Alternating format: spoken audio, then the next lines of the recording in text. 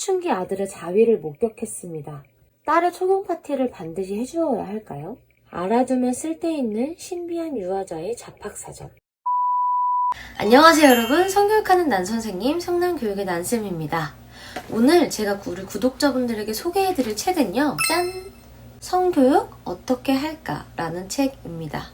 제가 그간 소개시켜드렸었던 책은 대부분 자녀를 위한 책이었다면 이번에 제가 소개해드릴 책은 부모를 위한 성교육 책입니다. 이 책은 자녀, 부모, 디지털 성범죄 이렇게 크게 세 파트로 이루어져 있는데요. 책 대부분은 실제 상담했었던 사례들을 기반으로 만들었기 때문에 아마 우리 부모님들이 이 책을 읽으셨을 때 조금 더 실질적으로 도움이 많이 될 것 같다라는 생각을 좀 들었습니다. 이게 책이 많이 두껍지는 않은데 사실 보면 이렇게 글씨가 되게 작아요. 그래서 내용이 굉장히 많거든요.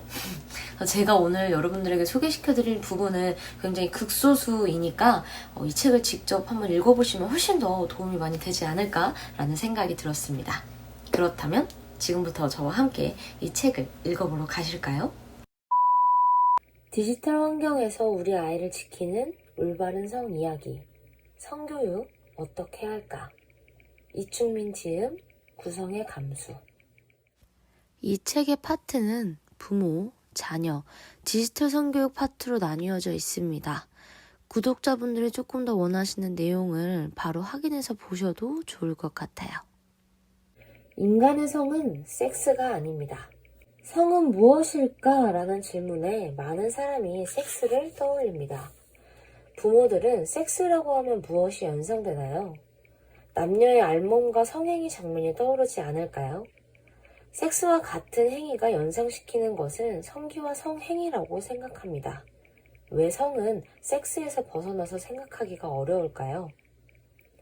성교육에서 원론적인 개념을 성의 3요소로 설명합니다. 생명, 사랑, 쾌락이라는 3요소로 누가 정해준 것이 아니라 인간이 오랜 세월 터득하고 발전시킴을 개발해온 성의 원초적인 개념입니다. 첫 번째, 생명은 인간이 태어나고 존재함으로써 삶과 죽음을 말하는 생명의 근원이고, 두 번째, 사랑은 인간이 살아가는 삶에서 관계, 만남, 친밀함, 우정, 헤어짐, 연애 등 인간의 총체적인 관계 속에서 이루는 의미를 나타내며, 세 번째 쾌락은 성적인 즐거움을 포함한 몸으로 느끼는 절정, 인간의 마찰, 쾌감, 황홀감 등 감각적인 면에 나타나는 행복감을 표현했습니다. 하지만 성의 개념이 자본과 결합되어 경제 논리에 의해 섹스의 쾌락만을 강조하는 것은 성상품화와 성산업이라는 문제점을 야기했습니다. 자본화와 산업화는 금기를 향해 갑니다. 성적 왜곡의 끝은 성폭력을 미화하고 미성년자를 사고파는 조건 만남이 됩니다.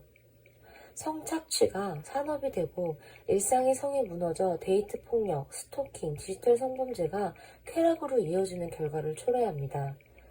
이미 우리가 우려했던 성착취 산업이 만들어진 결과를 N번방 사건으로 확인했습니다. 성은 결코 섹스만 있는 것이 아닙니다. 우리는 성의 개념을 제대로 넓혀주어야 합니다. 성기명칭 교육이 옳고 그름을 재단해서는 안 됩니다. 성기명칭을 제대로 배우는 교육은 아주 중요합니다. 하지만 그것이 유치원 아이들을 대상으로 한 성교육의 대표적인 교육으로 인식되고 유아 성교육의 전형이 된 것은 조금 놀랍습니다.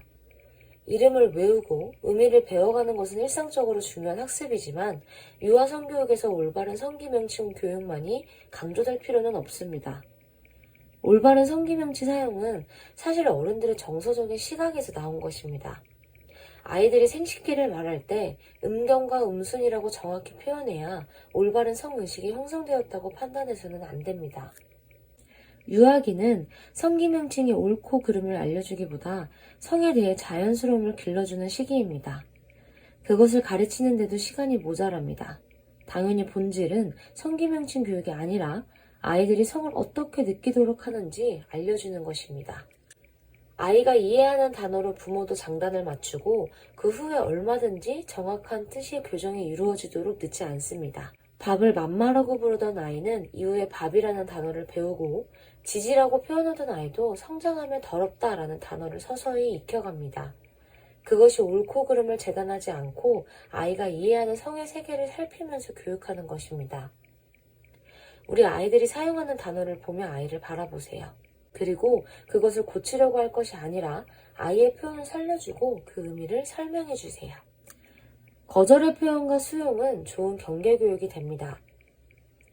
부모와 자녀 간의 스킨십에서 아이가 싫다고 의사를 밝히면 그 의사를 수용해 주는 것이 필요합니다.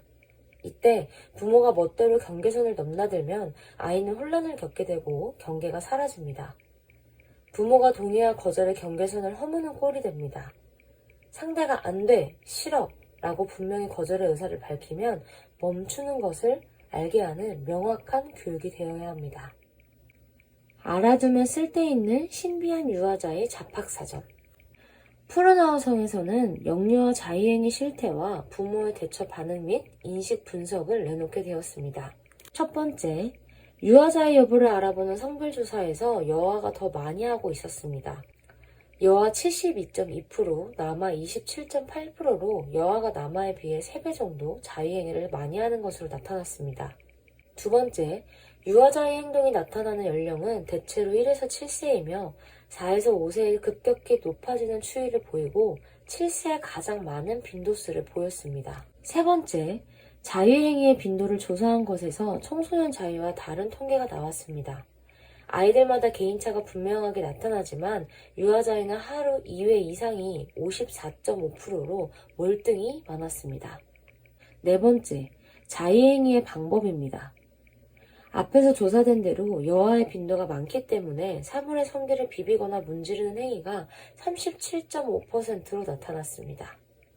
다섯 번째, 부모가 아이의 자의를 목격했을 때 취하는 행동을 조사한 결과입니다. 1위는 무시하거나 모른 척한다로 나타났고 강압적으로 제지한다가 2위로 나타나 당황한 나머지 아이들의 자위를 제지하는 경우입니다. 마지막으로 유아자위에 대한 부모의 감정을 나타내는 조사에서는 두려움, 놀람, 분노, 괴로움, 도움받고 싶음, 후회, 대수롭지 않음, 민망함 등의 순으로 나타났습니다. 성적 놀이는 존재와 행동이 분리되어야 합니다. 첫 번째, 일상적으로 일어나는 아이들의 성적 행동에는 교사들의 현명한 성인식 수준에서 판단하는 것이 중요합니다. 두 번째, 강제성이나 경계를 넘는 우려할 만한 수준의 성행동으로 피해 아동이 생겼다면 교사의 정확한 판단과 개입이 중요합니다. 세 번째, 위험 수준에 해당하는 성문제가 발생한 경우입니다. 다른 아이에게 성적놀이에 참여하라고 강요하거나 지속적으로 다른 아이의 성기를 만지려고 하거나 성행위를 명백하게 흉내내거나 상대방의 의사에 반해 강제로 신체의 일부를 보여주거나 만지는 행동을 확인한 상황을 말합니다. 이와 같은 위험 수준에 해당되는 행동은 성폭력에 준하는 상황으로 간주하고 대처해야 합니다. 성교육은 성적 놀이를 통해 가해자와 피해자를 나누어 사건을 처리하는 것이 목표가 아니라 깨닫는 과정으로 만들어가는 것을 목표로 합니다. 앞으로 유치원 성교육의 목표는 처벌이 아니라 성적 놀이가 나타날 때 잘 대처하는 기준을 만들어내는 것입니다. 아이들은 성적 행동에서 무엇이 잘못인지, 상대방에게 무엇을 사과해야 하는지 정확히 배울 필요가 있습니다. 그것이 성적 놀이를 통해 존재와 행동을 분리하는 귀한 경험이 되는 것입니다. 아이의 성 질문을 기꺼이 받아주는 부모가 되어주세요. 부모로서 아이의 성적 호기심에 어떻게 반응해주고 있습니까? 정답을 찾아주어야 하는데 답을 찾지 못해서 고민이라면 아이의 성 질문 핵심은 정답을 찾아주는 것에 있지 않다고 말씀드리고 싶습니다. 아이들이 질문하는 이유는 부모에게 자신의 말을 들어달라는 요청입니다. 요청은 받아주는 것으로 이미 해답이 됩니다. 부모가 자꾸 답을 찾으려고 하면 답변하기 어려워지니 받아주는 것이 반이라고 생각하세요. 자녀, 성교육 어떻게 할까? 자녀 성교육을 하려면 부모의 성 관점을 먼저 점검하세요. 성을 교육하려는 교육자로서 선행해야 하는 것은 자신의 성을 돌아보는 것입니다. 그것이 성교육의 올바른 방향을 세우는 길입니다. 부모가 성을 심하게 부끄러워하는지, 터부시하는지, 성에 대해 부정적인 생각을 갖고 있는지, 깊은 상처가 있는지, 성을 대하는 마음이 불편한지, 훈계로만 대하려고 하는 태도를 갖고 있는지 부모의 관점이 확인되어야 성교육의 출발점에 설 수 있습니다. 살리는 성을 전해주는 방법은 티칭이 아닌 코칭입니다. 디지털 환경에서 아이들은 수많은 성 콘텐츠를 접하게 될 것입니다. 그때마다 판단하고 결정해야 하는데 이때 작용하는 것은 성 지식이 아니라 성을 제대로 인식하는 힘입니다. 그 힘은 어려서부터 부모의 코칭을 통해 기를 수 있습니다. 때로는 친구들에게 끌려가거나 순간적인 충동에 이끌려 잘못된 선택을 할 수도 있습니다. 또 온라인 세상의 권력 앞에 굴복할 수도 있습니다. 하지만 성을 제대로 인식하는 힘이 있는 아이는 다시 원상복구를 위해 방법을 찾을 것입니다. 아이들은 성장하는 과정에서 두려움과 불안에 빠집니다. 두려움을 용기로 바꾸는 힘은 굉장한 능력입니다. 다시 할 수 있게 도와주세요. 헬프미를 외치는 힘은 그만큼 도움을 간절하게 원할 때 나옵니다. 위기에 빠졌을 때 살고 싶다고 외칠 수 있는 용기야말로 우리 아이들이 꼭 가져야 할 자세입니다. 아이들이 용기를 가질 수 있도록 부모가 어떤 한계 없이 코칭을 해야 합니다. 부모에게 혼날 것 같아 망설이지 않도록 위기 속에 탈출하려고 부모에게 도움을 요청하는 용기 있는 사람이 되었으면 좋겠습니다. 아이들의 의식을 죽이는 디지털 성에 맞서는 것은 부모의 살리는 성입니다. 오늘 우리 아이를 보며 어떤 말을 하셨습니까? 아이들의 마음을 읽어주셨나요? 아이들이 살아야 합니다. 오늘도 힘들지는 않았니? 오늘도 수고했어. 오늘 재밌는 일이 있었어? 오늘은 마음이 어때? 포경수술의 찬성과 반대. 부모가 아니라 아이들이 결정하는 것입니다. 세계적으로 살펴볼 때 대부분의 나라에서는 포경수술을 하지 않습니다. 가까운 일본만 해도 포경수술을 한 사람은 1% 정도입니다. 포경수술은 조선시대에 존재하지 않았고 1945년 해방 이후 미군정 시대를 거쳐 한국전쟁 이후에 정착되었습니다. 사회적 경제적으로 미국 문화가 들어온 시기에 포경수술 문화가 자리를 잡은 것입니다. 물론 의학적으로 포경수술이 필요한 부분이 있습니다. 남성 생식기에서 나오는 분비물이 염증이나 다른 병증을 더 가져올 수 있다고 주장하고 음경암과 같은 질병을 예방한다고 주장합니다. 그런데 반대되는 근거와 의견을 접해보신 적이 있으신가요? 귀두 밑에 좁쌀같이 생긴 돌기에서 이물질이 나오고 쌓이기도 해서 치즈 썩는 냄새가 나서 불결하다며 이 찌꺼기를 제거해야 한다는 주장과 함께 포경수술을 하면 이 분비물이 끼지 않는다고 말합니다. 이 찌꺼기와 같은 분비물을 치구라고 합니다. 치구는 향균과 면역작용을 하는 물질로 자생적으로 필터링 역할을 하고 있다고 알려져 있습니다. 성관계 시 여성의 분비물을 받아들이는 수용체도 들어 있습니다. 그동안 이것은 더럽다고 알려져 있었지요. 포경수술의 찬반 양론이 아닌 자신의 성기에 관한 수술은 스스로 선택해야 하는 것입니다. 그런 주체적인 선택과 결정에 균형 있는 정보를 주는 것은 당연합니다. 20세까지 충분한 성장을 지켜보고 성인이 되어 스스로 포경수술 여부를 결정하는 과정이 필요합니다. 그 결정을 이제 우리 아이들에게 맡기길 바랍니다. 사춘기 아들의 자위를 목격했습니다. 성별을 떠나 자녀가 자위하는 모습을 목격한다면 부모는 큰 충격에 휩싸입니다. 자녀가 자기 몸을 만지며 자위하는 것은 아주 사적인 행동이기 때문에 부모가 목격하는 것도 굉장히 이례적이고 대처하기도 어렵습니다. 특히 자위와 관련된 상담은 음란물이 결합된 경우가 많이 있기 때문에 부모들의 불안과 염려는 클 수밖에 없습니다. 물론 이 상황에 바로 대화를 할 수 없지만 반드시 이 상황을 부모와 자녀 간에 정리할 필요가 있습니다. 부모가 대화를 시작하기 위한 사과를 해야 합니다. 우연이라도 목격하게 된 사실에 대해 사적인 공간, 존중, 권리에 대한 사과를 하는 것입니다. 자녀에게 직접 그 사실에 대해 미안하다는 말을 해야 합니다. 그리고 앞으로는 사적인 경계를 그어 문을 잠그고 하기를 권하고 사춘기 자녀의 성장을 인정하며 사생활을 보장해주겠다는 부모의 선언이 필요합니다. 그 다음으로 음란물이 결합된 자위를 목격한 것이라면 반드시 부모가 조언을 해줘야 합니다. 음란물은 성적 반응을 빠르게 이끌어내지만 자위를 위해 성적 자극제로 사용하는 경우 많은 문제점이 있을 수 있습니다. 한번 보고 나면 더욱 큰 자극을 원하게 되고 새로운 자극에 갈증나서 음란물 시청이 늘어날 것이라고 현실적인 조언을 해줄 수 있어야 합니다. 점점 더 가학적인 음란물을 찾게 되고 성착취 영상을 접할 수 있다는 문제점을 알려주는 것입니다. 음란물을 보면 볼수록 음란물을 찾게 되고 의존적으로 발전한다는 상황을 되돌아보게 하는 것입니다. 성장기의 조루나 발기부전의 원인이 될 수 있습니다. 자극으로 인한 빠른 사정은 사정 능력이 점점 상실되어 자기 조절을 어렵게 만듭니다. 몸에 이러한 변화가 생기는 이야기를 부모가 해줄 수 있어야 합니다. 자위는 성적 욕구를 건강하게 해소하고 미래의 성을 준비할 수 있는 자연스러운 운동입니다. 우리 아이가 자위를 한다고 알게 되었다면 윤리적인 잣대로만 보지 마시고 인정해 주시길 바랍니다. 딸의 초경 파티를 반드시 해주어야 할까요? 우리는 초경을 시작한 아이들에게 축복해주며 주로 이런 이야기를 합니다. 생리는 신비하고 소중한 거야. 너는 이제 소중한 아기를 가질 수 있는 몸이 되었단다. 그런데 아이들은 혼란스러워합니다. 평소 생리를 할 때마다 짜증을 내는 엄마의 모습에서 어떤 축복을 발견해야 하는지 아이들은 혼란스러울 수밖에 없습니다. 게다가 초경 파티를 하는 것이 무엇을 축하해주겠다는 것인지도 모를 것입니다. 초경 파티는 아이의 동의를 구하는 일이 필요합니다. 그만큼 초경은 상징적인 파티 자체보다는 아이의 마음이 준비되도록 도와주는 것이 훨씬 중요합니다. 엄마로서 얼마나 초조할지 공감하고 아빠로서 아이가 겪는 불안감을 이해하는 것이 케이크에 불을 붙이는 것보다 더 중요한 축복이 됩니다. 그렇게 초경 파티를 성대하게 해준다고 아이가 갖는 생리에 대한 부정적인 생각이 사라지지 않습니다.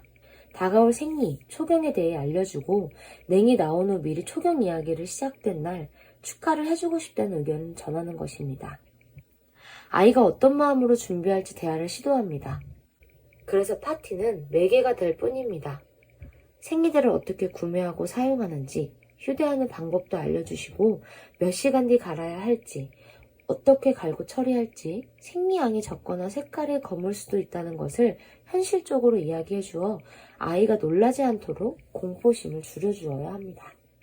자녀가 음란물에 노출된 사실을 알게 되면 감정적으로 엄청난 충격을 받습니다. 이것은 부모의 탓이 아닙니다. 어쩌다가 상황이 이렇게 되었을지 부모의 책임으로 자책하실 필요가 없습니다. 그렇다고 모든 것이 음란물을 본 아이의 탓도 아닙니다. 음란물에 노출될 수밖에 없는 현실이 그렇습니다. 부모는 왜 음란물이 잘못되었는지 알려주어야 합니다. 유치원 자녀나 초등학생 저학년 자녀라면 구체적인 사고에 집중하는 시기이기 때문에 음란물에 대한 문제점을 구체적으로 나열해주면 좋겠습니다. 초등학교 고학년부터 중학생까지는 추상적인 사고를 하는 시기이므로 자신만의 생각으로 사고합니다. 음란물에 대해서도 문제를 제기하고 아이가 음란물에 대해 스스로 성찰할 수 있는 시간을 줍니다. 그래야 스스로 오류를 발견하고 수정하며 조절하는 동기가 생깁니다. 파트 3. 디지털 성교육. 어떻게 할까? 디지털 네이티브에 맞는 디지털 멘토. 디지털 시대. 태어나면서부터 자연스럽게 디지털 기기를 자유자재로 사용하는 세대를 디지털 원주민이라고 지칭합니다. 디지털 원주민은 온라인과 오프라인의 경계가 무의미하고 누가 가르쳐주지 않아도 스마트폰이나 디지털 기기를 자유롭게 다룹니다. 신체의 일부처럼 스마트폰을 사용한다고 하여 호모 사피엔스를 빗대어 포노 사피엔스로 부르기도 합니다. 디지털 기기를 사용하는 자녀들을 대하는 부모들은 여러 부류로 나누어집니다. 아이들의 사용 자체를 제한하는 제한적 부모형이 있고 디지털 기기를 잘 활용하여도 부모가 함께 멘토링하는 멘토형 부모가 있습니다. 그리고 어떤 제한이나 조언도 하지 않는 자유방임형 부모가 있습니다.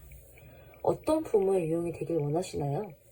이미 뼛속부터 디지털 DNA를 지닌 디지털 원주민들의 삶을 부모가 쥐락펴락할 수 없습니다. 이제 디지털 시대에 맞는 부모의 새로운 역할이 요구됩니다. 자녀 스스로 올바른 선택과 결정을 하고 성숙한 인격체로 성장하도록 돕는 디지털 세상에 맞는 부모가 되어야 합니다. 디지털 부모로서 자녀의 미디어 사생활을 인정하고 안전한 울타리를 만들어 늘 열린 태도로 새롭게 리부트해 디지털 영역을 시작하는 디지털 멘토가 되어야 합니다. 디지털 시대에는 디지털 양육법이 필요합니다. 우리나라는 2015년 4월 16일부터 청소년 스마트폰 앱의 유해 정보를 차단하는 수단을 의무적으로 설치하도록 하고 있습니다. 자녀의 스마트폰 망의 속도에 따라 3G용, LTE용, 5G용에 맞는 차단앱 설정도 중요합니다. 비용이 들더라도 유료 모바일 펜스나 엑스키퍼 같은 성능 높은 차단 앱을 아이들의 사용량, 시간 관리, 위치 동선, 추적 게임이나 앱의 활성화를 조절할 수 있습니다.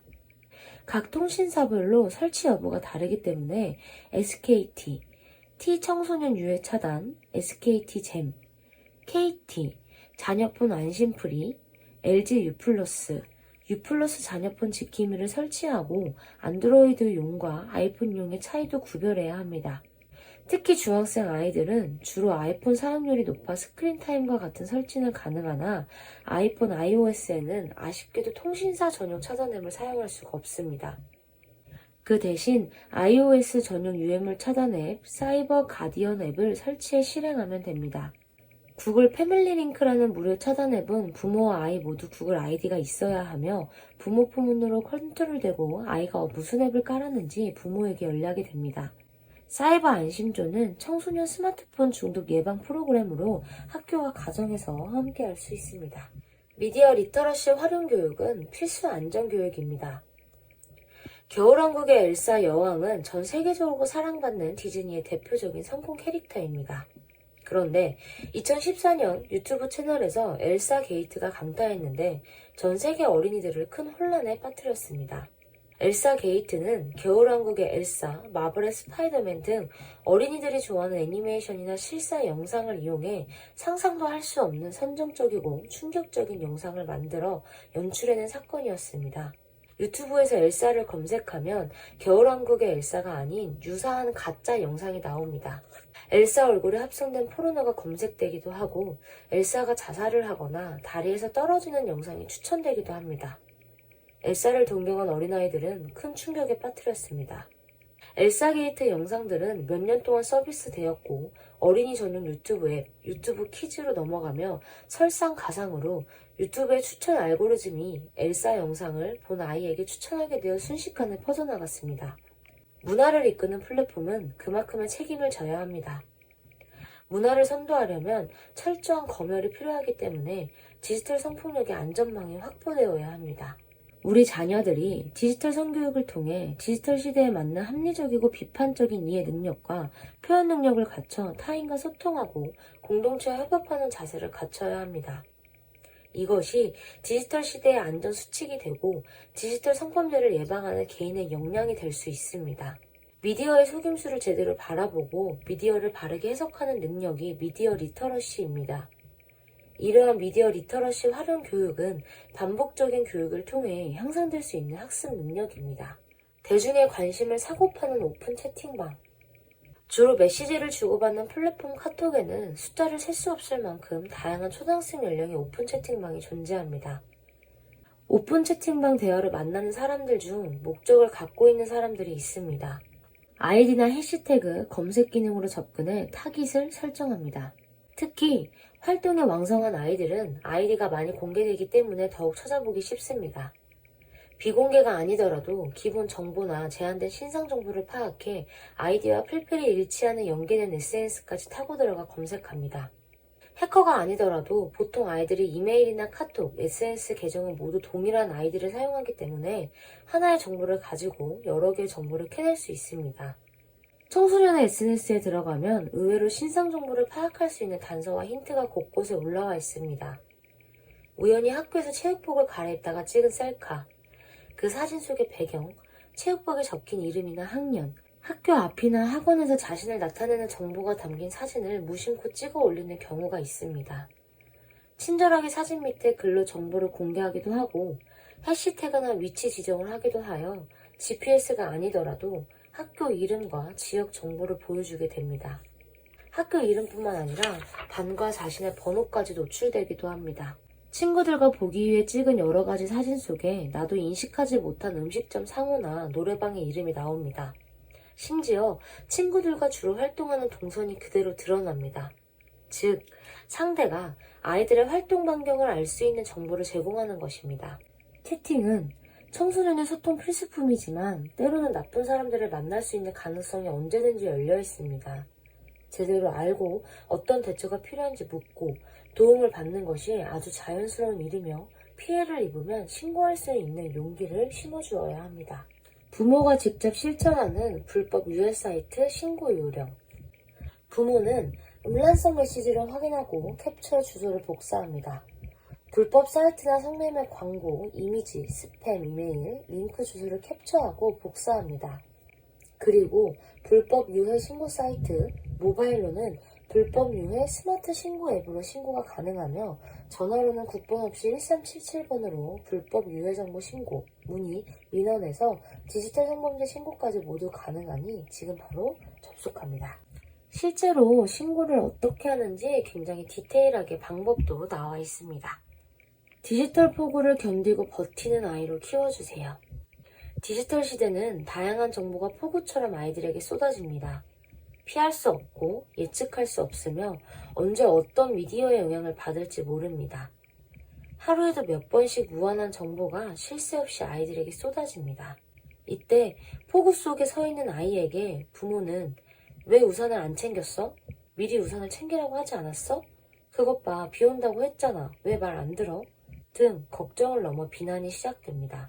폭우를 탓하는 게 아니라 아이 탓으로 돌리며 내 아이니까 사랑해서 잘 되라고 라는 말로 아이에게 훈계하고 혼을 냅니다. 그리고 후회합니다. 막상 폭우에 젖은 아이를 보면 속상해서 혼을 내는 것입니다.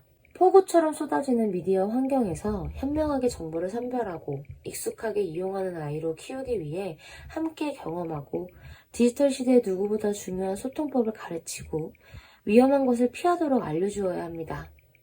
또 디지털 폭력과 범죄에서 벗어나 부당함에 맞서도록 하며 디지털 기술 발전 속의 순기능을 이용해 더욱 편리한 혜택을 누리게 하고 급격한 변화에 민감하게 적응하는 아이로 키워야 합니다. 미디어 세상의 리더가 되는 아이로 다양한 정보, 지식, 학습 능력을 다 갖춘 아이로 키워야 합니다. 이는 디지털 세상의 주인공으로 우리 아이가 성장하길 바라는 모든 부모의 마음이 아닐까요? 마지막으로 성교육 추천 도서, 유아 자녀와 함께 보는 도서, 사춘기 자녀에게 추천하는 도서, 학부모에게 추천하는 도서, 성교육 추천 영화, 성교육 기타 추천 기관까지 있으니 우리 구독자분들 한번 꼼꼼히 살펴보시고 도움이 되셨으면 좋을 것 같습니다. 오늘의 영상은 여기까지입니다. 여러분, 오늘도 시청해주셔서 정말로 감사드립니다.